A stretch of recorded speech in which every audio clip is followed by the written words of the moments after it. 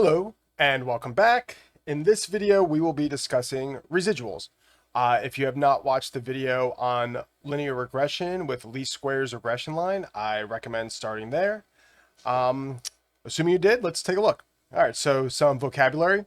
Residuals are the difference between the observed value and the predicted value, denoted as y minus y hat, and we should recognize y hat from our least squares regression line. Observed value y, the actual value collected from data.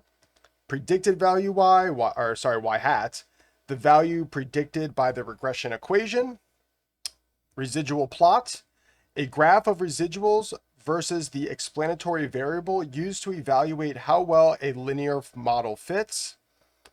Positive residual occurs when the observed value is greater than the predicted value, and negative residual occurs when the observed value is less than the predicted value.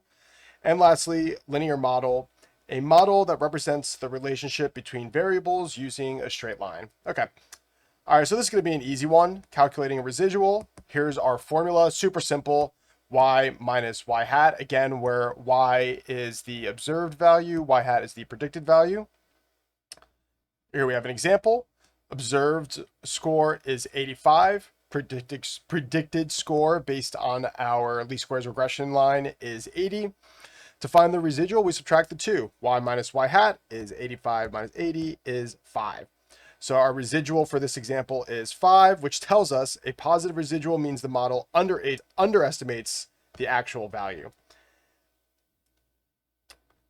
So here we have a visual example. We should recognize this from the least squares regression line video, linear regression.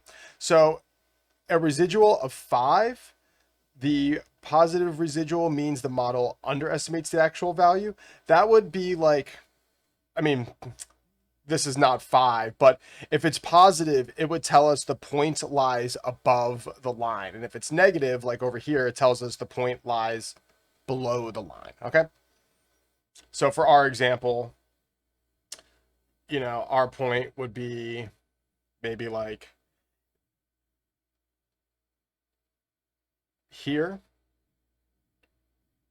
Or at least I should say the difference should look something like that. Actually, it would probably be more specifically, since we had 80 and 85, it would really be if this point was here and our line was still there, this distance would be our residual.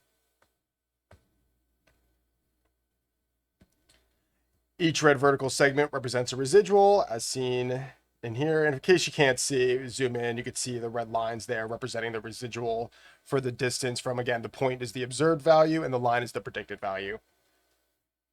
Smaller residuals indicate more accurate predictions. Cool. And here's a residual plot. So this is when we take the distance of each residual and plot it. So like here, this negative 0.7-ish is this point, x is 1. The distance here is negative 0.7. We could plot that. When x is 2, for here, this distance is super small. That distance is about negative 0.3, okay? So each one of these tells us what the distance from our least squares regression line is from our observed line.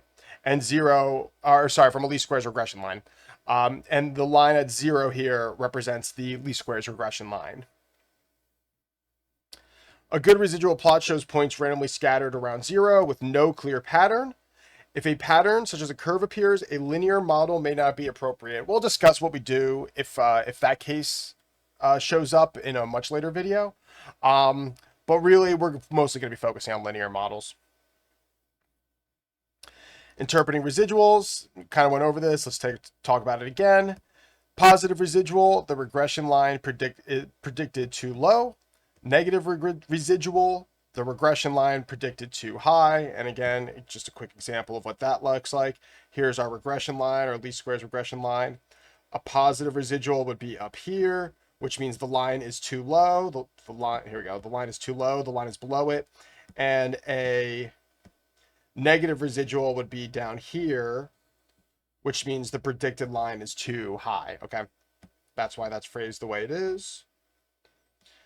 A residual near 0, the prediction was very accurate. That's typically good news. Some common mistakes: calculating the residual as y minus y hat instead of y hat minus y. I think I wrote that backwards. I have to fix that. It's y minus y hat. Whoops. That's the correct one. I must have been pretty tired when I wrote this. Let's fix that. Doop. Doop. Doop.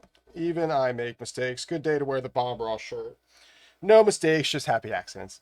All right, anyway, calculating the residual as y hat minus y instead of y minus y hat is a mistake. Thinking a positive residual means a positive correlation. The positive residual just means the prediction line is lower. That's it. And then ignoring patterns in a residual plot. It's always good to look for patterns in what we can. Humans are typically hardwired to want to do that. All right. And we have some practice problems. These all very easy. One, a regression model predicts a score of 72. The student scores 77. Find the residual. 2, a model predicts 90. The actual score is 84. Find the residual.